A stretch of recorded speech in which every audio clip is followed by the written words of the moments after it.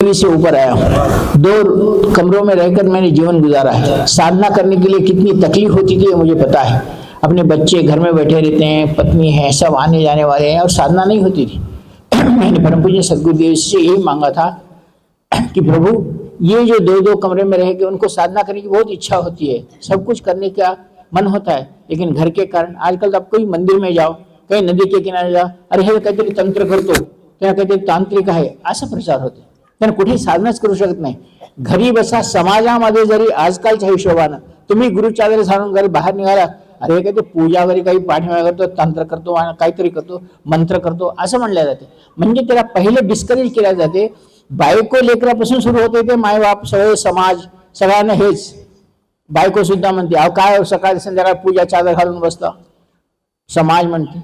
असल्या वेळेस तो मनुष्य साधना आणि आपल्या ऋषी परंपरेमध्ये जंगलामध्ये राहत होते ऋषी आणि त्यांची तपस्यासाठी त्यांना कोणतं प्रचार होतं. राजाच्या जीवनामध्ये काहीतरी कमी पडली तो ऋषीपाशी येत होता, पण ऋषी कधी राजापाशी गेला नाही. ह्याला राजाश्रय म्हणतात. तुम्ही आजपर्यंत पाहिलात काही कमी पडली तर ऋषीच्या आश्रमामध्ये कोणताही राजा हो, देव हो, देवाला जन्म घ्यायचा राहील तर ऋषीपाशी येईल का. म्हणजे ते तपस्वी होते, ते साधू होते, कोणती आशा ठेवली नाही. आपल्यासाठी जे ते आपल्या झोपडीमध्ये जंगलामध्ये राहताना जे पाणी मिळालं, जे पानं पत्ते राहिले ते खाऊन जगले. पण तुम्ही जर समजले तर अप्सराला सुद्धा बोलावून आपण हे करू शकते. तुम्ही जर एका जीवनाची आपली कथा ऐकता, महाराष्ट्री वशिष्ठ आश्रममध्ये जेव्हा विश्वामित्र राजा होते, विश्वरथ म्हणून राजा होते, त्यांनी वशिष्ठ आश्रमामध्ये राहताना एकदा वाटलं की त्यांनी जाता त्यांच्यावर 30,000 सैनिक होते आणि त्यांनी म्हणलं की अरे तहान लागायली, इथं कोणतरी झोपडी दिसत आहे, त्या झोपडीमध्ये जाऊन थोडं पाणी तेल पिऊन त्यांना पाणी विचारा. राजा आपल्या सैनिकांना पाठवला आणि तिथे गेला आणि म्हणला की मला पाणी प्यायचं आहे, पाणी मिळेल का. तर वशिष्ठ महर्षी म्हणले काय रे महाराजा, तुम्ही आमच्या इथले महाराजा आहे, पाणी काय म्हणता, तुम्हाला जेवण सुद्धा देतो, दुपारची वेळ आहे, तुम्हाला जेवण देतो. ते राजा हसला विश्वरथ, ह्या झोपडीमध्ये तू माझ्यासारख्या राजाला आणि माझ्यावर 30,000 सैनिक आहेत, तू जेवू घालतोस. हसले विश्वरथ. म्हणले फक्त 15 मिनिटाचा समय द्या, फक्त 15 मिनिटं टाइम द्या. आणि 15 मिनिटात त्याने एक मोठा भवन निर्माण केला. चांदीचे ताटे, सीसमचे पाट मांडून सगळ्यांना जेवण पूर्ण जितके काही ह्याच्यासाठी मागितलेले आहेत ते आपल्या मिठाई भोजनासहित त्यांना सगळ्यांना जेवायला वाढलं. विश्वरथाचं डोकं फिरलं की मी राजा, आत्तापर्यंत झोपडी होती, महल निर्माण केला, वाढायला अप्सरासारख्या मुली आल्या वाढायला आणि सगळं नृत्य आदी करून इतकं सुंदर भोजन आजपर्यंत माझ्या जीवनामध्ये खाल्लं नाही. हे झोपडीमध्ये बसणारा हा कसा दिला. त्यांनी पूर्ण जेवण वगैरे झाल्यानंतर आपल्या सैनिकांना पाठवलं. त्या ऋषी हे तू कसं केलं सांग. तर तो म्हणला की माझी तपस्याची मी जी तपस्या केलो त्याची माझ्यापाशी कामधेनू आहे, ती तपस्या कामधेनू आहे. मी कामधेनूला काही विचारलं तरी ती देते मला सगळं काही. आणि त्या कामधेनूला मी आता आज्ञा केलो, प्रार्थना केलो, तिने हे महल बांधलं, अप्सरानं जेवायला वाढला, आता तुम्ही गेल्यानंतर पुन्हा हे महल निघून जाते म्हणला. मग तू काय, तर त्यांनी पुन्हा आपल्या पत्राळीमध्ये बसून आपलं आपलं अन्न खाल्ले आणि त्यांना सगळ्यांना राजाला तसं वाढून. तेव्हा विश्वरथ म्हणला धिक क्षत्रियत्वम ब्रह्मत्व श्रेष्ठम म्हणलं. ह्या श्रेष्ठामध्ये क्षत्रियत्व धिक आहे, त्याच्यावर धिक्कार आहे त्या क्षत्रियत्वाला. ब्रह्मत्व पहा, झोपडीमध्ये राहून जगतो, निस्वार्थ जगतो आणि त्यानं हा काम करून दाखवायला. ह्या भारतात तशी परंपरा पुन्हा चालू राहावी. प्रत्येक गरीबाच्या मनुष्याचे आपण डोळे पुसू शकाव.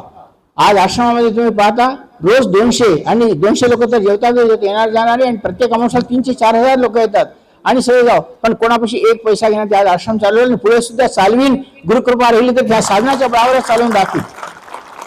फक्त इच्छा काय आहे की काही मी ह्या संसाराला करून द्या. जोपर्यंत मी करणार नाही तर लोकांना मला सांगायला अधिकार नाही तुम्ही असं करा तसं करा. मी जर करून दाखवलो तर साधनाच्या बळावर मी हे केलेलं आहे तर तुम्ही करताल की एक मनुष्य आहे असा केलेला. आणि ती ऋषी परंपरा चालू राहावी जीवनामध्ये, ही इच्छा धरूनच निखिल चेतना केंद्र स्थापना केलेली आहे. आज मी नको म्हणलो, खूप लागी नाही म्हणलं तरी तुम्ही पाहता आज कमीत कमी भारतामध्ये 8 ते 12 निखिल चेतना केंद्राचे आश्रम स्थापित झालेले आहेत आणि सगळे तेच प्रयत्नामध्ये आहेत. माझं फक्त एवढं आहे की जे साधना करू इच्छितात, तपस्या करू इच्छितात त्यांना एक जागा पाहिजे. तुम्ही शांतपणे आज तुम्ही माझ्या आश्रमामध्ये तू रात्री 12 वाजता साधना कर, तुला फ्री आहे, तू सकाळी 10 वाजता कर, तू रात्री साधना झाल्यानंतर मी जेवतो आणि 12 वाजता तुला जेवण रेडी आहे. हे तुम्हाला घरी सुद्धा होऊ शकत नाही ना, कुठे गावी होऊ शकत नाही, कोणत्या मंदिरात होऊ शकत नाही. कोणत्या दुसऱ्या आश्रमात गेला तर त्यांनी सांगणार 10 वाजता लाईट बंद करा, आम्ही सांगितलेलं मंत्र करा. तुम्ही माझ्या आश्रमामध्ये तो कोणतीही साधना कर, माझ्या काही नाही, पण तू साधना कर, तपस्या कर. ह्या दृष्टिकोनातून मी स्थापना केलेली आहे आणि ती स्थापना चालावी ह्या जगामध्ये ऋषी परंपरा चालू राहावी. आणि आपण काही जोपर्यंत ऋषी परंपरा गुरुकुल परंपरा हैदराबाद म्हणजे आपल्या भारतामध्ये चालू होती तोपर्यंत भारताकडे कोणी डोळा उचलून सुद्धा पाहिला नाही. आणि ज्या दिवशी अंग्रेजांना माहीत झालं की जोपर्यंत आयुर्वेद इथे जिवंत आहे, जोपर्यंत गुरुकुल परंपरा जिवंत आहे, तोपर्यंत भारताला कोणी जिंकू शकत नाही. हे मॅक्सने लिहिलेलं आहे. मॅक्स मिलर म्हणणारा आपल्या ह्याच्यामध्ये तुम्हाला भारताला जिंकायचं असलं तर आयुर्वेद बंद करायला लावा आणि आयुर्वेदिक हॉस्पिटल आणि गुरुकुल बंद करायला लावा, तेव्हाच आपण जिंकू शकतो. कारण त्या ऋषी परंपरेसमोर कोणी टिकत नाहीत म्हणून सांगितला. आणि त्याच्यानंतर त्यानं आयुर्वेदिक हॉस्पिटल आणि गुरुकुलांना काढून मिशन हॉस्पिटल, मिशन स्कूल लावले. आज आपण इंग्लिश शिकतो सगळे. आज आपण गुलामीच्या मार्गावर आहेत. नाहीतर आपण जंगलामध्ये राहून आनंदाने जगलो असतो. आपल्याविषयी ती सगळी शक्ती होती, ती सगळी आपल्या शक्ती गेली, तपस्या गेली आणि तप करणारे लोक गेले, साधना करणारे लोक गेले.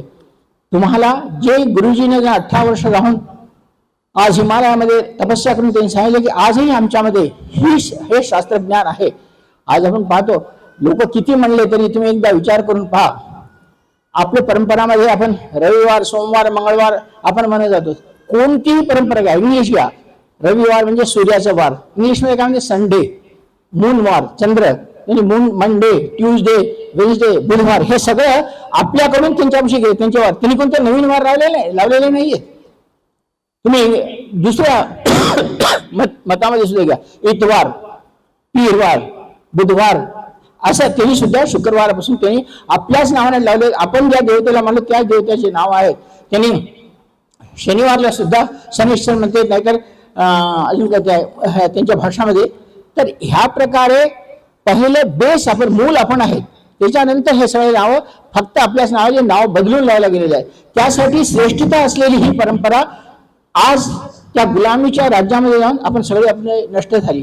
ती नष्ट झालेल्या परंपरेला पुन्हा चालू करण्यासाठी गुरुजी हिमालयामध्ये गेले आणि ते विद्या आणण्याचा प्रयत्न केले.